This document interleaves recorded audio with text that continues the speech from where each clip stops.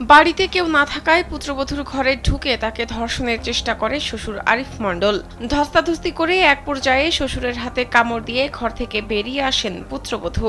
পরবর্তীতে শাশুড়ি, স্বামী ও প্রতিবেশীদের বিষয়টি জানান এই ভুক্তভোগী। ঘরের মধ্যে শুয়েছিলাম, তখন আমার শ্বশুর ঘরে গিয়ে জানালা আটকে দিছে, ঘরে শিকল দিয়ে দিছে, তারপরে বলার মতো না। আরিফ মণ্ডলের বিরুদ্ধে আগেও এ ধরনের অভিযোগ পাওয়া গিয়েছে বলে জানান এলাকাবাসী।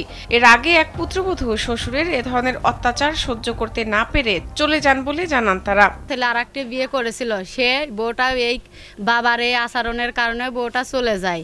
সে নিজের সম্মান হারায় নাই, কিন্তু এই মেয়েটা তা প্রকাশ করে দিয়েছে বলতে এর উপর নির্যাতন হয়। ও যে কাজ করে সেটা জঘন্য একটা কাজ, এবং এর আগেও অনেকে কাজ সে জড়িত রয়েছে।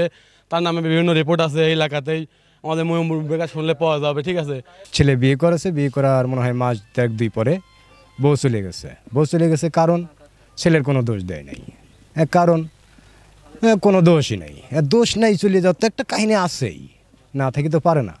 তারপর আস্তে আস্তে শুনতে পেলাম যে বেটার বউর সঙ্গে এটার সঙ্গে ওই রকমই একটা দুর্ঘটনা ঘটাতে গেছিল, মেয়েটা আয় থাকতে পলাইছে আর কি। কুষ্টিয়ার কুমারখালী উপজেলার শিলাইদহ ইউনিয়নের বড় মাছ গ্রামের খালপাড়ায় এ ঘটনা ঘটে। অভিযুক্ত আরিফ মণ্ডলের ছেলে জানান তিনি তার বাবার বিচার চান, তবে তিনি বাড়ি থেকে পালিয়ে গেছেন। আমি সবকিছু কইছি, তোর বেচারা হোক, সবকিছু হোক, কিন্তু আমি ওকে তো ভাত দিতে চাইছি। এখন সে তো পলাইছে, তাকে আমরা ধরবো কেমন? আমার কাকা ফোন দিয়েছিল, আমার কাকার সাথে খারাপ ব্যবহার করেছে, এখন সে আসবে না। অভিযুক্ত আরিফ মণ্ডলের দৃষ্টান্তমূলক শাস্তি চান এলাকাবাসী।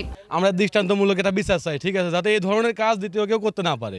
একজনকে দেখে একজন শিখে যায় যে এই ধরনের কাজ সে করতে, আজকে ছাড় পেয়ে যাচ্ছে, কালকে আরেকজনের কাজ যাবে, সেখানেও হচ্ছে ছাড় পেয়ে যাবে। কুমারখালী থানার ভারপ্রাপ্ত কর্মকর্তা খন্দকার জিয়াউর রহমান জানান, ঘটনাটি তিনি শুনেছেন, তবে এখনো কোনো অভিযোগ পাননি।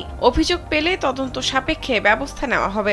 এই ব্যাপারে আমি এইমাত্র সংবাদ পেয়েছি, এবং এই ব্যাপারে অভিযোগ পাওয়া গেলে তদন্তপূর্বক আইনগত ব্যবস্থা গ্রহণ করা হবে।